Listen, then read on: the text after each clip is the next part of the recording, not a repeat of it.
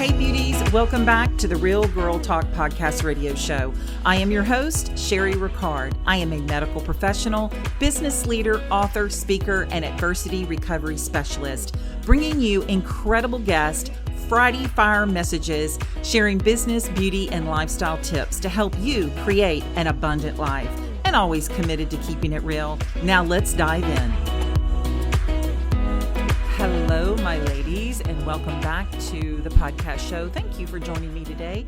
I hope you have a blessed day. And I want to give you Jennifer Crowley today. She is a best-selling author, certified life coach, and founder of Changeable Coaching, where she primarily works with women that are looking to make impactful changes in themselves and in their lives.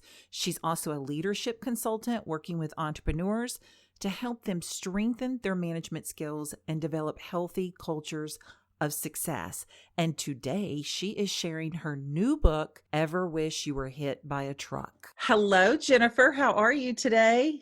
Good morning. I am doing incredibly well. How about you? I'm doing well. And so we were chatting before about how excited I am that I am bringing guests back into the podcast because my messages of Friday Fires are going to be moving to the Lifetime Network for Women. And I'll have an announcement about that a little bit later on in August. So I'm super excited because I love being behind the mic and actually giving the mic to someone else rather than me doing all the talking, because I like to learn about everybody and what everybody has going on. And I just got your book. I was telling you yesterday from Jordan, and I'm so grateful for her for sending that over. And it intrigued me. And we're going to talk about this because your book, Ever Wish You Were Hit by a Truck? But you can take that in so many different ways, but we're going to talk about that title because I know that you are a life coach, and I love the life coaches because they bring me so much knowledge and so much inspiration, not just to me, but to my guest, because they tell me. And so let's talk about that. What does that mean?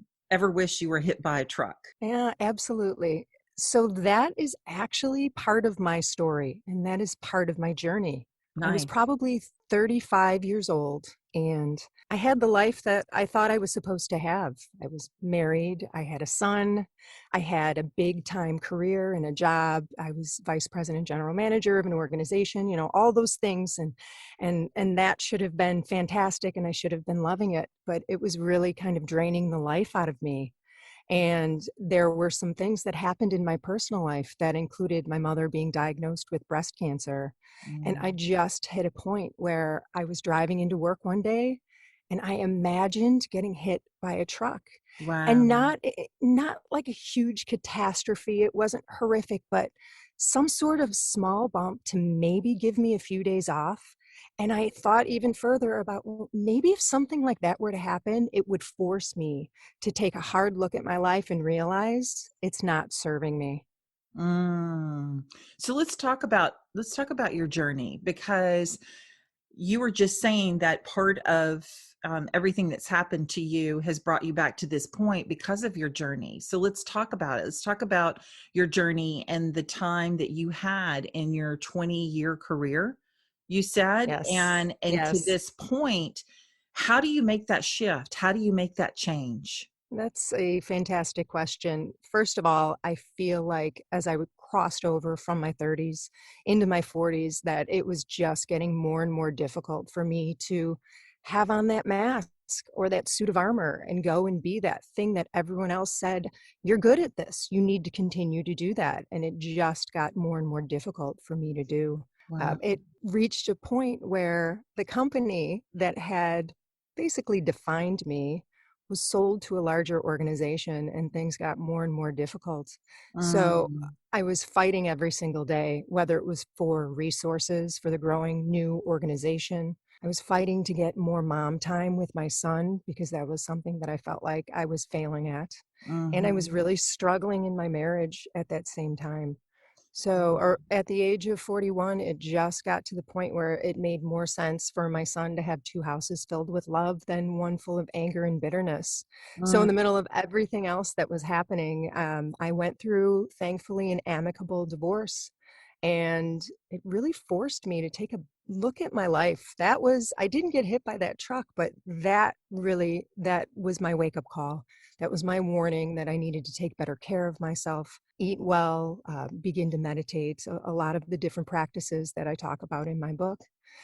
And it was during that time after the company was sold that thankfully I realized that I had this gift for making people feel very comfortable and allowing them to be very vulnerable. Mm, And the sale of the organization really exposed weaknesses in everyone's personal and professional life. And right. it was as if I had a line out the door and people would just kind of come in and close the door, let Right. down their hair, and just begin to tell me everything that was happening, whether it was, work-centered confidence issues or what was happening with their spouse or what was happening with their children. And Right. those conversations fulfilled me. Wow. That was my aha moment when I said, what I'm doing now and how I'm living my life is not serving me. And there is this greater good that I need to go and seek. I think Mhm. it's amazing that you actually got to that point before you felt like that you were hit by the truck, because I think so many of us, especially as women, because we're always juggling, right? So we have all of these plates up in the air, I guess, or balls up in the air, and we're juggling all these different things, that we get to the point to where we don't feel like that we can keep them all up.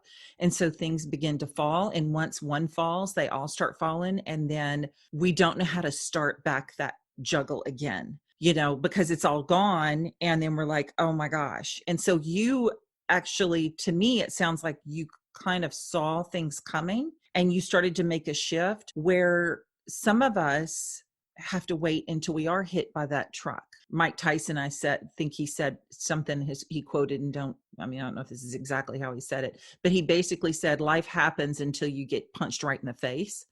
And, Yes. and then, and then it causes you to react, or you fall flat down, and you have to decide whether you're going to get back up or you're just going to keep laying down. And I think you Right. saw it before the punch actually came, I guess, so to say.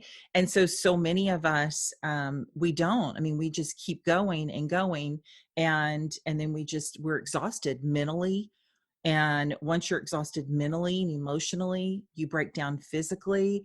And I think that speaks to a lot of different women that are juggling things in their life, whether their marriage is crumbling or they feel like they're not getting the attention that they once had. Maybe they have a child that they've lost some type of connection or control with, and then they don't know what to do. So let's talk about some of the things I know that are in your book. So there is something that you talk about, I think it's the three different transformations. Chat about that. Tell us what those are and what they mean. So, that first part of any sort of transformation to me is you need to be inspired. You need to have a high level of belief that you can actually attain what it is that you are looking to attain.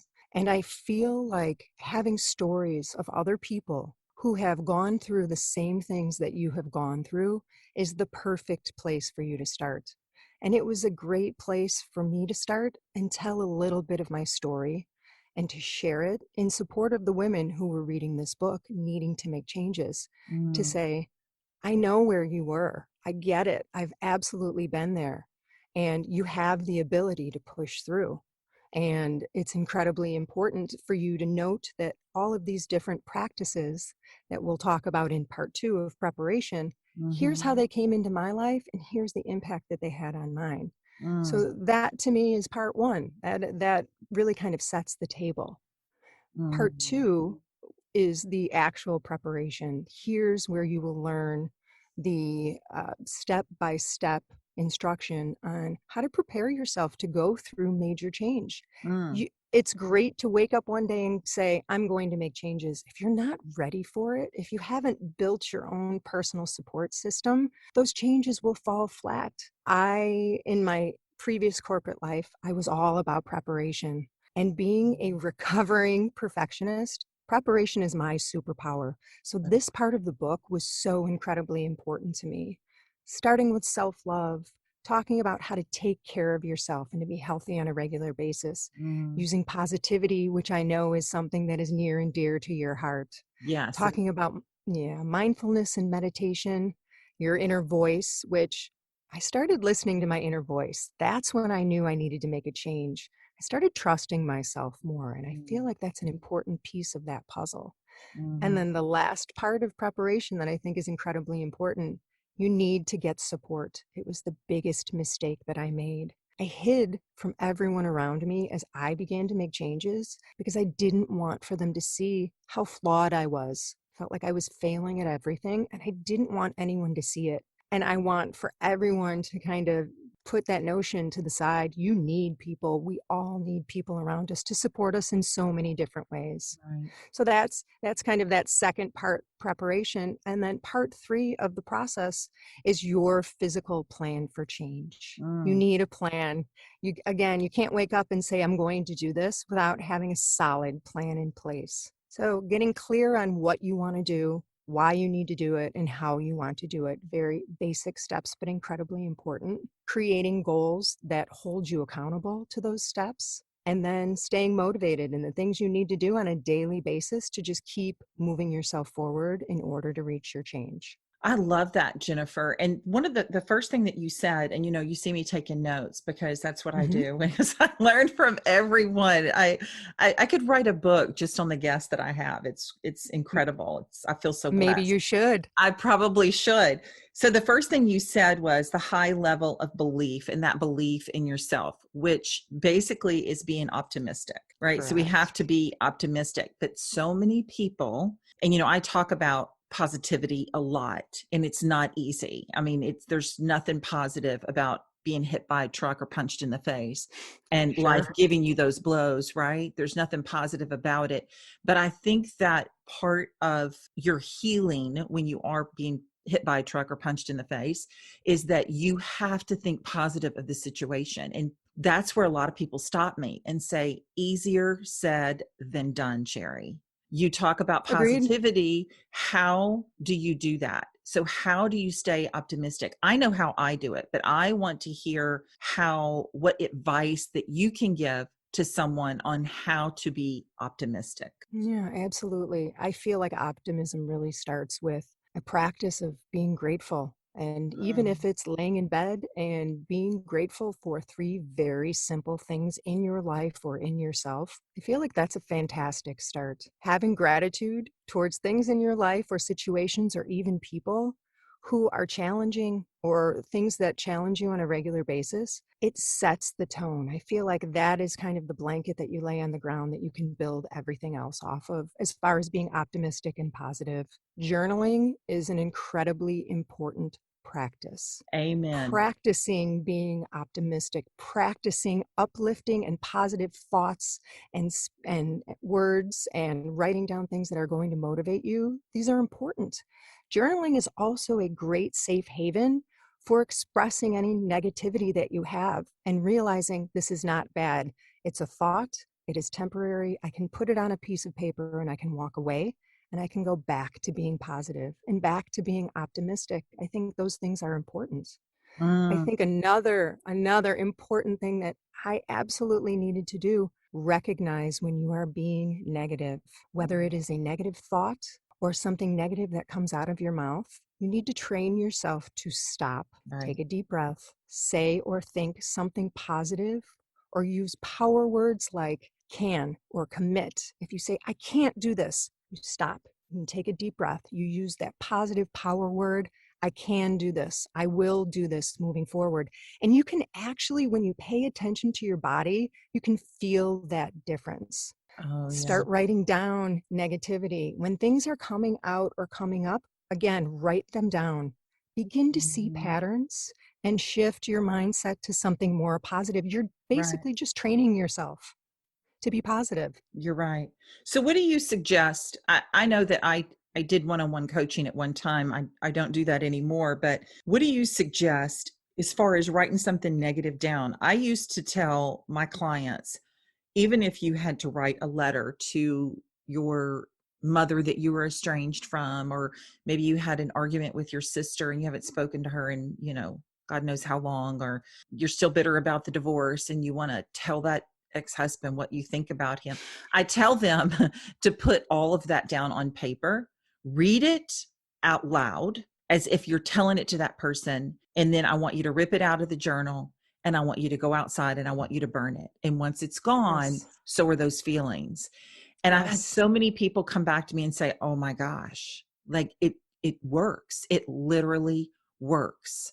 So what is your advice for someone writing down something negative or trying to get something out in a journal? Do you have them keep it in that and go back over it? Or what is your advice in writing down negativity and just, I guess, just anger, really? Absolutely. I do. I have them keep absolutely everything that they express in their journal because that's your safe haven. It doesn't matter what you say there or how you say it. Right. One of the most important things that I have people do when they start journaling is write, write long, short, write in red pen, write in all caps. You do whatever you need to Mm, do. When you're done writing, read it. It's the one thing that a lot of people don't do. Read it again. And I feel like that accomplishes kind of the same thing that you do. And I love that. Take it outside, burn it, rip it up, do whatever, is mhm. it helps you get it out, express it, and then you kind of live through it again. And then you Yeah. move on. It's the same thing. Express it and move forward. And be okay with the fact that you felt that way. There's nothing wrong with how we feel. We need Right. to be okay with it, express it, and move forward. I like that. And you talk about too in your book, I know you talk a lot about self-love. And, we hear a lot about self-love and self-care. There's, self-care Sunday, and you see that on social media and, and all that good stuff. But I think that sometimes that is the hardest thing for us as women is to, and you have to kind of tell the audience what you mean by self-love, but self-love to me is accepting yourself the way you are inside and out. And we are so critical of ourselves. Oh my gosh, I've got to get my hair cut, it looks horrible. Or, I mean, just like this morning, I literally looked in the mirror and I had to stop myself. I looked in the mirror and I went, oh my gosh, my roots are gray. I haven't had time to color my hair, and I have a podcast recording, and you're going to see my gray roots. And then I immediately stopped myself, Jennifer, and I went, who cares? I'm 55 years old. Exactly. I'm going to have gray roots. Yes, I color them. I don't care. I color them because I like them colored. I don't Yes. necessarily color them because I feel like I have to. It's because I just want to. Mhm. But we Mhm. are, and I catch myself all the time. I'm like, oh, I need to lose weight, or I need to do this, or oh my gosh, I just found 2 more wrinkles on my face. And, we're so critical of ourselves on the outside, and we need to be working on ourselves on the inside. And I think Agreed. people think self-love means taking a bath or going to the spa Which versus is part of it, part which of is it, definitely part of it, but right? not the whole Not the thing. whole Mhm. thing. So Mhm. let's talk a little bit about what you say about self-love and what that actually Yeah, means. yeah, absolutely.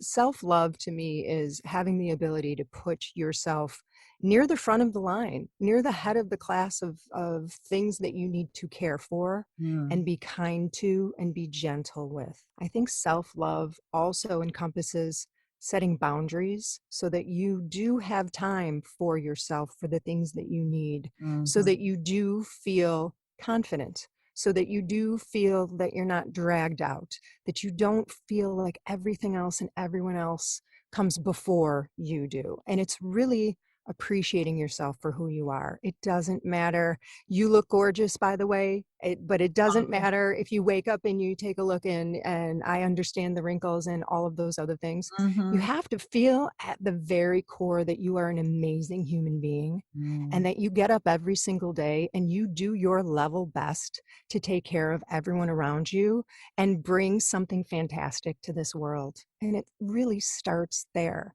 And you need to love the good and the bad parts of you and start listening to yourself and being much less judgmental. That entire piece is about self-love, and that self-critical part really needs to be toned down and turned down. It's mhm, that thing in our heads that really won't shut up. It goes along with the ego and it really keeps us exactly where we're at. When mm, we can suppress that and listen to our inner voice, who we truly are, and recognize the beauty on the inside, that is when we will shine. as women. You're right. And, I think sometimes we struggle with self love and being able to take care of ourselves because we're so busy taking care of everybody else that's around us, especially if we're mothers or wives, sisters, daughters. If we take care of our whole family, we forget or we don't have. I don't want to say we don't make time because I think you make time for the things that are a priority. So we don't make time because we don't see ourselves as a priority about all the other things that we have to take care of, right? So I think a Agreed. lot of times we're just not happy with ourselves, or those women that aren't happy about where they are in lives, they they'll start to be someone else that they're not. So I think that you and so other people refer to that as imposter syndrome. And we try to be something that we're not, maybe in the workplace, or we try to pretend to a friend group or a family that maybe we're more successful than we actually are, because it's better and it's safer to be someone else than ourselves. And I've had clients this way. That's why I'm talking to you about it, because those were the hardest clients for me, because I will tell you that's not anything that I've struggled with. And I'm so blessed because I see the struggle in those women, that they're constantly trying to get validation and affirmation from everyone. And so they continually are trying to be someone that they're not, that they forget even who they are, and they don't think that they like who they are. So what is your advice? What do you have to say about imposter syndrome? I know you talk about it in your book. I haven't got I to that section do. yet. What do you have No, to I say about do. Here's the first thing that's incredibly important. All of those feelings are paralyzing. It is definitely a struggle. Unfortunately, and this was important for me to realize and know, 70 to 80% of all people struggle with imposter syndrome at one time or another. that? Some people struggle with it every single day.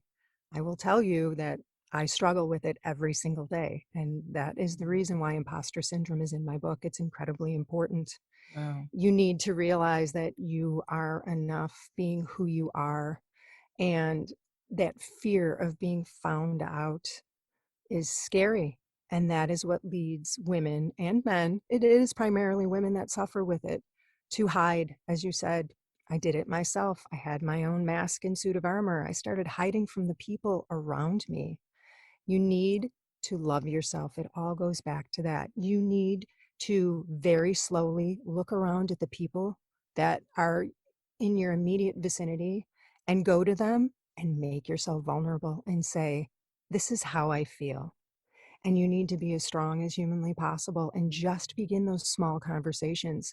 That brutal honesty is so incredibly freeing. Mm, And then you begin to share more and more. And it's those small steps to make yourself vulnerable that right. allow you to overcome imposter syndrome and take off the mask and move forward and feel like this is me and I am ready to be seen and heard. And that is such an important first step. Gosh, so what is the first step? I mean, if you're, yeah, I know that I'm thinking about a particular client and just trying to get her to just be her and stop trying to be other people. And I'll tell you, like, she would try to be people that she saw on television. It was an issue. She would resonate with people on TV and she would try to dress like them. She would pull things out of magazines of people that she would see on TV, and she would try to buy clothes that look like that. I mean, it was a lot. I mean, I'm not saying don't look at a fashion magazine and try to mimic that, but Sure. she tried to walk like them and fix her hair like them and do all these things. It was like anything but being who she is. And I just didn't feel like I could help her. I didn't feel like I was going very far, other than she did get a lot of healing through journaling. So I am Hmm. huge on journaling. Of course, Create Your Life is my journal that I have out. And I truly believe journaling, always have since my son died. I started journaling 4 months after he died. Journaling has been a big deal for me for 14 years since he passed away this month, actually 14 years. And so it was a Sorry. huge, thank you. It was a huge healing process for me to be able to get those things out on paper, because we hurt so bad about things that have happened, that punch in the face or being hit by a truck. We hurt so bad that we don't want to burden people. And so journaling to me was a big deal for me. And I think it should be for everyone. So, but somebody that is suffering from this imposter syndrome, and I stay on this just because I see so many women that struggle and don't know how to take their first step because, people may say, well, that's not you at all. And she may be going, well, yeah, that actually is me, but I don't put out that it is me. So I have to keep up acting like it's not me. So where does that somebody start that has lived in this imposter syndrome for maybe years and years? Where do they start and just lay it all down and go, you know what, baby steps, I'm going to start being myself? What is the first Yeah. thing that they should do? I think it is a difficult thing to do. They need to recognize, what are you afraid of? Mm, What is your biggest fear? What is the thing that you don't want anyone else to know or see in you? They need to come face to face with it. They need to get belly to belly with it and live with it.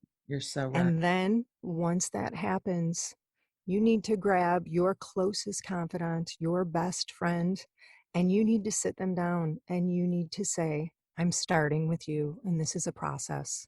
I'm going to be very honest, and I'm going to tell you this thing that I am most afraid of. And I am going to take its power away and empower myself in doing so.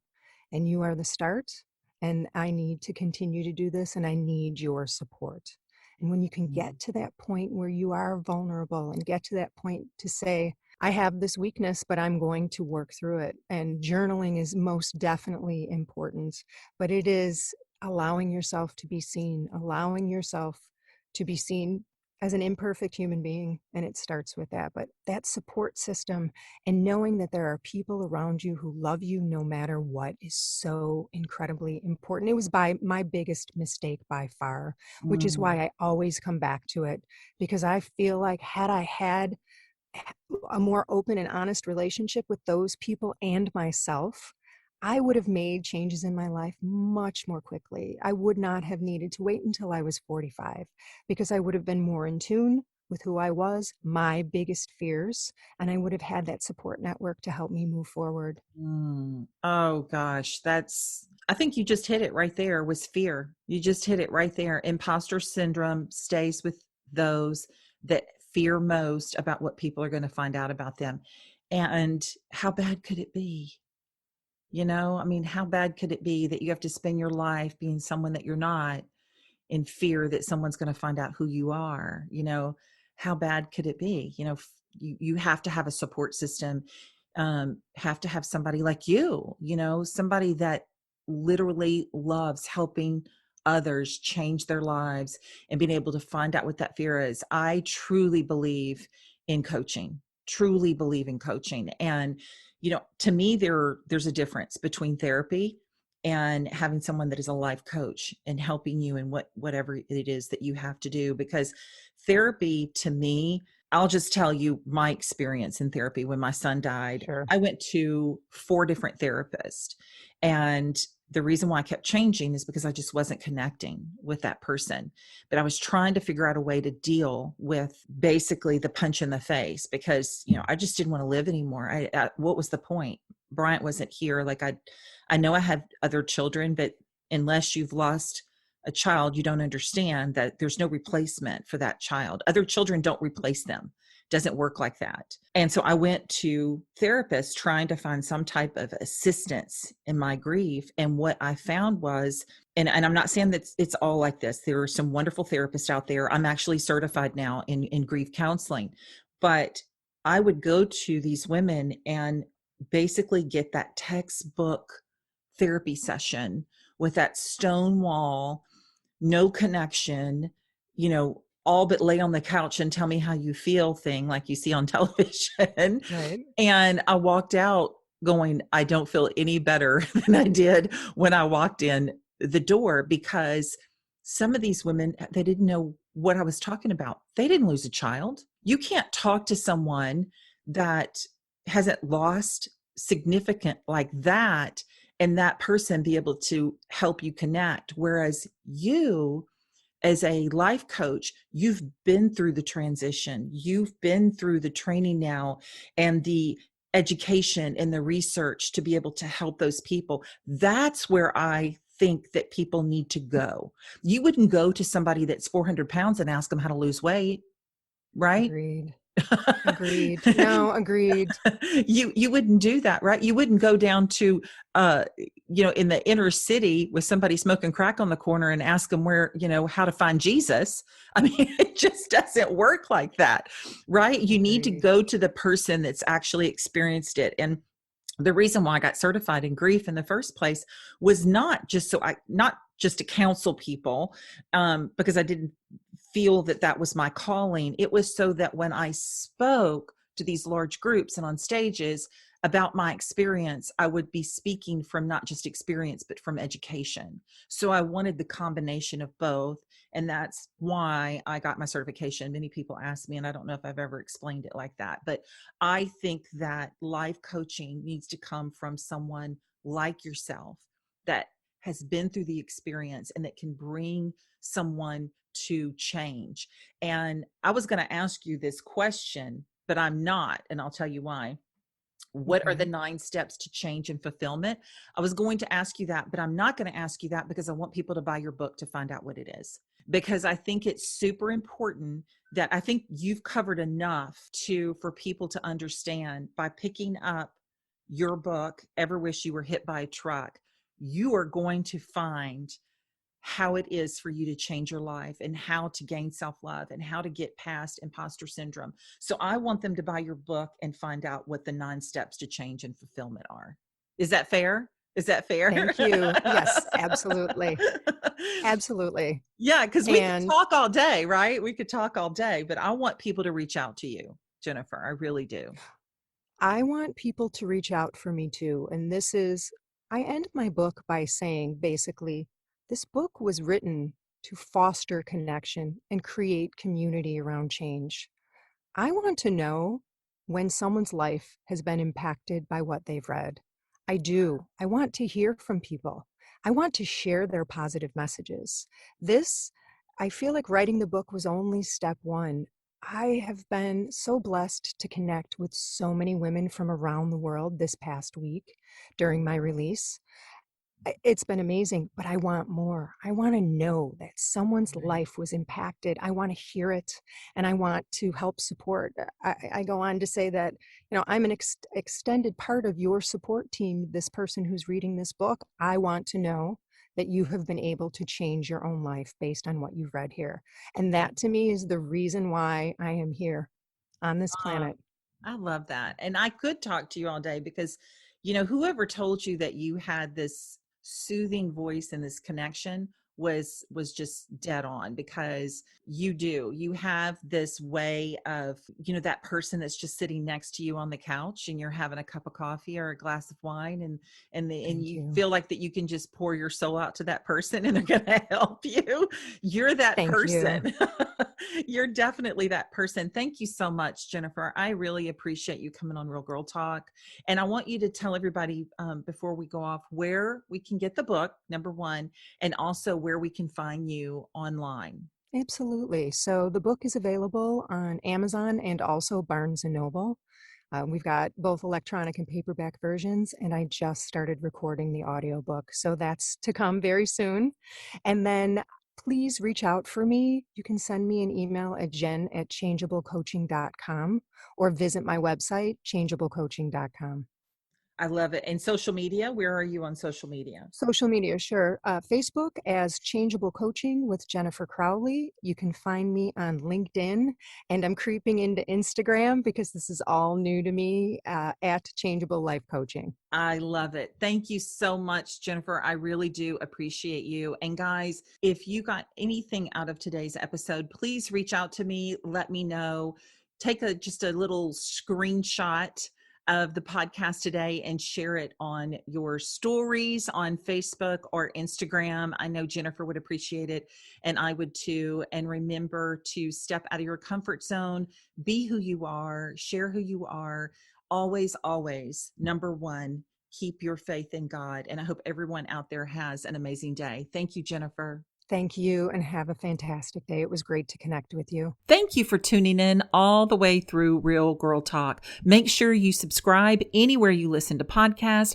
And if you happen to have iTunes, would you do me a huge favor and leave us a rating and review of the show? That's the way that we get this message out to more and more people around the world. And giving us a review and rating, something good is going to come back your way. Plus, I know you're the type of person that wants others to live their best lives. So can you copy this link, share it to your friends, share it on social media? Remember, people need to be inspired. They need to have tips. They need to have business ideas more than ever right now. And I know that you can help me on this mission. Thank you again so much. If you want to be a supporter of the show, go back to realgirltalkpodcast.com, click Be a Supporter. Thank you again from the bottom of my heart for being a part of Real Girl Talk Podcast. And until next week, keep your encouragement tank full, your faith in God, and create your beautiful life.